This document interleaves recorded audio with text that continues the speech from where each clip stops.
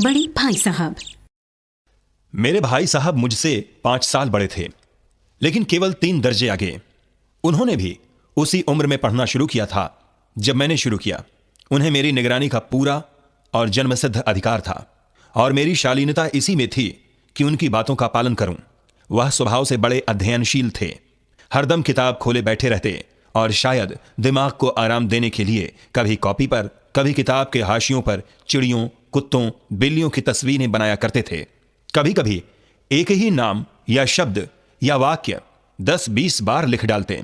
कभी एक शेर को बार बार सुंदर अक्षरों में नकल करते।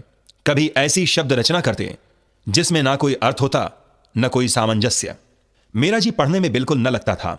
1 घंटा भी किताब लेकर बैठना पहाड़ था। मौका पाते ही हॉस्टल से निकलकर मैदान में आ जाता, और कभी कंकड़ियां उछालता, कभी कागज की तितलियां उड़ाता। और कहीं कोई साथी मिल गया तो पूछना ही क्या। कभी चहारदीवारी पर चढ़कर नीचे कूद रहे हैं, कभी फाटक पर सवार उसे आगे पीछे चलाते हुए मोटर कार का आनंद उठा रहे हैं।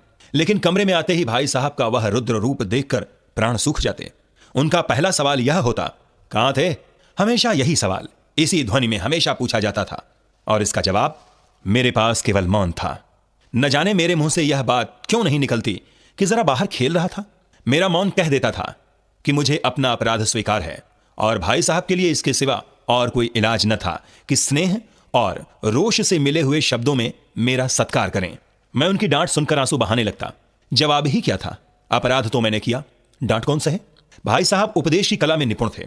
मुझे तो चक्कर आ जाता था, लेकिन घंटे 2 घंटे के बाद निराशा के बादल फट जाते, और मैं इरादा करता कि आगे से खूब जी लगाकर पढ़ूंगा। झटपट एक टाइम टेबल में खेल कूद का कार्यक्रम बिल्कुल नहीं रहता। प्रातःकाल उठना, 6 बजे मुंह हाथ धो नाश्ता कर पढ़ने बैठ जाना। 6 से 8 तक अंग्रेजी, 8 से 9 तक गणित, 9 से 9:30 तक इतिहास, फिर भोजन और स्कूल। 3:30 बजे स्कूल से वापस होकर आधा घंटा आराम। 4 से 5 तक भूगोल, 5 से 6 तक ग्रामर, आधा घंटा हॉस्टल के सामने ही टहलना। 6:30 से 7 तक अंग्रेजी कंपोजिशन, फिर भोजन करके 8 से 9 तक अनुवाद, 9 से 10 तक हिंदी, 10 से 11 तक विविध विषय, फिर विश्राम। मगर टाइम टेबल बना लेना एक बात है, उस पर अमल करना दूसरी बात। पहले ही दिन उसकी अवहेलना शुरू हो जाती। मैदान की वह सुखद हरियाली, हवा के हल्के हल्के झोंके, फुटबॉल की वह उछल कूद, कबड्डी के वह दांव घात, वॉलीबॉल की वह तेजी और फुर्ती मुझे अज्ञात और अनिवार्य रूप से खींच ले जाती, और वहां जाते ही मैं सब कुछ भूल जाता। वह जानलेवा टाइम टेबल, आंख फोड़ पुस्तकें, किसी की याद न रहती, और भाई साहब को नसीहत और डांटने का अवसर मिल जाता। मैं उनके साए से भागता, उनकी आंखों से दूर रहने की चेष्टा करता। कमरे में इस तरह दबे पांव आना कि उन्हें खबर न हो। उनकी नजर मेरी ओर उठी और मेरे प्राण निकले। हमेशा सिर पर एक नंगी तलवार सी लटकती मालूम होती, फिर भी जैसे मौत और विपत्ति के बीच भी आदमी मोह और माया के बंधन में जकड़ा रहता है। मैं फटकार और घुड़कियां खाकर भी खेल कूद का तिरस्कार न कर सकता। वार्षिक परीक्षा हुई, भाई साहब फेल हो गए, मैं पास हो गया और दर्जे में प्रथम आया। मेरे और उनके बीच में केवल 2 साल का अंतर रह गया।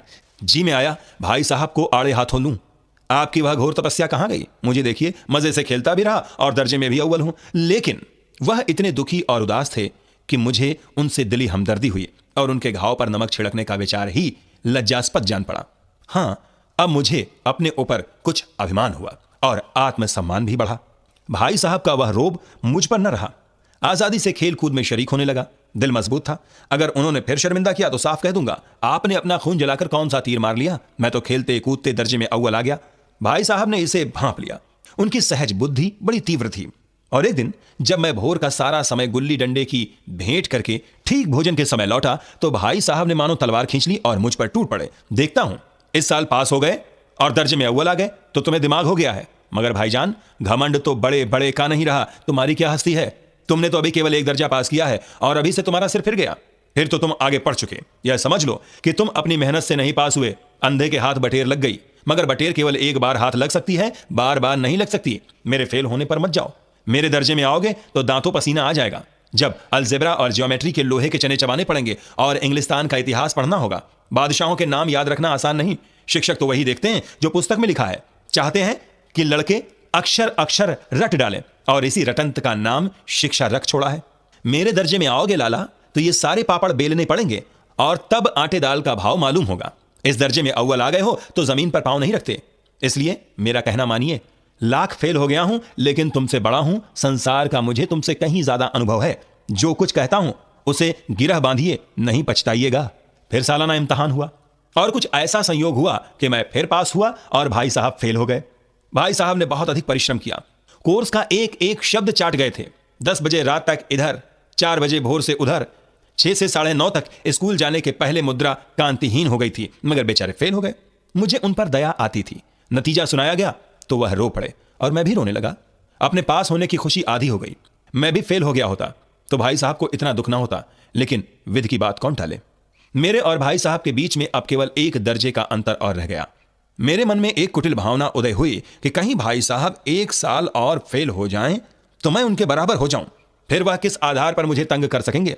लेकिन मैंने इस विचार को दिल से बलपूर्वक निकाल डाला। आखिर वह मुझे मेरे हित के विचार से ही तो डांटते हैं। मुझे इस वक्त अप्रिय लगता है अवश्य, मगर यह शायद उनके उपदेशों का ही असर हो कि मैं दनादन पास हो जाता हूं, और इतने अच्छे नंबरों से। अब भाई साहब बहुत कुछ नर्म पड़ गए थे। कई मुझे डांटने का अवसर पाकर भी उन्होंने धीरज से काम लिया। शायद अब वह खुद समझने लगे थे कि मुझे डांटने का अधिकार उन्हें नहीं रहा, या रहा भी तो बहुत कम। मेरी स्वच्छंदता भी बढ़ी। मैं उनकी सहिष्णुता का अनुचित लाभ उठाने लगा। मुझे कुछ ऐसी धारणा हुई कि मैं पास हो ही जाऊंगा, पढ़ूं या ना पढ़ूं, मेरी तकदीर बलवान है। इसलिए भाई साहब के डर से जो थोड़ा बहुत पढ़ लिया करता था वह भी बंद हुआ। मुझे कनकौवे उड़ाने का नया शौक पैदा हो गया था और अब सारा समय पतंगबाजी की ही भेंट होता था। फिर भी मैं भाई साहब का अदब करता था और उनकी नजर बचाकर कनकौवे उड़ाता था। मांझा देना, कन्ने बांधना, पतंग टूर्नामेंट की तैयारियां आदि समस्याएं सब गुप्त रूप से हल की जाती थीं। मैं भाई साहब को यह संदेह न करने देना चाहता था कि उनका सम्मान और लिहाज मेरी नजरों में कम हो गया है। एक दिन संध्या समय हॉस्टल से दूर मैं एक कनकौवा लूटने बेतहाशा दौड़ा जा रहा था। मेरी आंखें आसमान की ओर थीं। सहसा भाई साहब से मेरी मुठभेड़ हो गई, जो शायद बाजार से लौट रहे थे। उन्होंने वहीं हाथ पकड़ लिया और उग्र भाव से बोले, धेले के कनकौवे के लिए दौड़ते तुम्हें शर्म नहीं आती? तुम्हें इसका भी कुछ लिहाज नहीं कि अब नीची कक्षा में नहीं हो, बल्कि 8वीं कक्षा में आ गए हो और मुझसे केवल 1 दर्जा नीचे हो। आखिर आदमी को कुछ तो अपने पोजीशन का ख्याल करना चाहिए। एक जमाना था कि लोग 8वां दर्जा पास करके नायब तहसीलदार हो जाते थे। मैं कितने ही मिडलचियों को जानता हूं जो आज अव्वल दर्जे के डिप्टी मजिस्ट्रेट या सुपरिंटेंडेंट हैं। कितने ही 8वीं कक्षा वाले हमारे लीडर या समाचार पत्रों के संपादक हैं। बड़े बड़े विद्वान उनकी मातहती में काम करते हैं और तुम उसी 8वें दर्जे में आकर गैर जिम्मेदार लड़कों के साथ कनकौवे के लिए दौड़ रहे हो। मुझे तुम्हारी इस कम अकली पर दुख होता है। तुम बुद्धिमान हो, इसमें शक नहीं, लेकिन वह बुद्धि किस काम की जो हमारे आत्मगौरव को समाप्त कर दे। तुम अपने दिल में समझते होगे मैं भाई साहब से महज 1 दर्जा नीचे हूं और अब उन्हें मुझको कुछ कहने का हक नहीं। लेकिन यह तुम्हारी गलती है। तुमसे 5 साल बड़ा हूं और चाहे आज तुम मेरी ही कक्षा में आ जाओ, लेकिन मुझ में और तुम में जो 5 साल का अंतर है उसे तुम क्या खुदा भी नहीं मिटा सकता। मैं तुमसे 5 साल बड़ा हूं और हमेशा रहूंगा। मुझे दुनिया का और जिंदगी का जो तजुर्बा है तुम उसकी बराबरी नहीं कर सकते, चाहे तुम MA और D.Litt और D.Phil ही क्यों ना हो जाओ। भाईजान, यह गरूर दिल से निकाल डालो कि तुम मेरे समीप आ गए हो और अब स्वतंत्र हो। मेरे देखते तुम बेराह न चल पाओगे। अगर तुम यूं ना मानोगे तो मैं थप्पड़ दिखाकर इसका प्रयोग भी कर सकता हूं। मैं जानता हूं तुम्हें मेरी बातें जहर लग रही हैं। मैं उनकी इस नई युक्ति से नतमस्तक हो गया। मुझे आज सचमुच अपनी लघुता का अनुभव हुआ और भाई साहब के प्रति मेरे मन में श्रद्धा उत्पन्न हुई। मैंने सजल आंखों से कहा, हरगिज नहीं, आप जो कुछ फरमा रहे हैं वो बिल्कुल सच है और आपको उसके कहने का अधिकार है। भाई साहब ने मुझे गले से लगा लिया और बोले, मैं कनकौवे उड़ाने को मना नहीं करता, मेरा भी जी ललचाता है, लेकिन क्या करूं?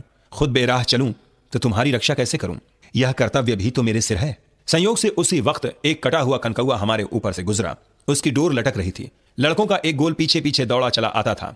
भाई साहब लंबे हैं ही, उछलकर उसकी डोर पकड़ ली और बेतहाशा हॉस्टल की तरफ दौड़े। मैं पीछे पीछे दौड़ रहा था। प्रेमचंद। एक तो लाइक और शेयर ठोक दीजिए, महाकाल का ठोक दीजिए, 5000 लौटे दिख जाना चाहिए।